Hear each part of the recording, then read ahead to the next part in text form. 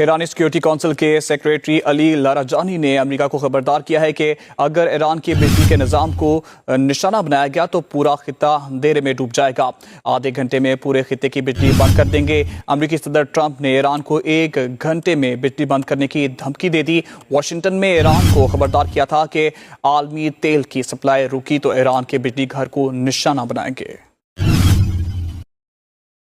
اگر ایران کی بجلی کے نظام کو نشانہ بنایا گیا تو پورا خطہ اندھیرے میں ڈوب جائے گا۔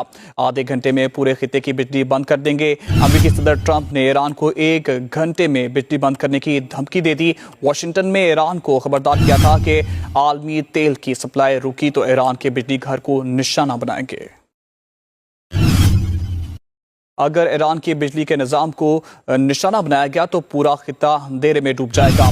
آدھے گھنٹے میں پورے خطے کی بجلی بند کر دیں گے۔ امریکی صدر ٹرمپ نے ایران کو 1 گھنٹے میں بجلی بند کرنے کی دھمکی دے دی۔ واشنگٹن میں ایران کو خبردار کیا تھا کہ عالمی تیل کی سپلائی رکی تو ایران کے بجلی گھر کو نشانہ بنائیں گے۔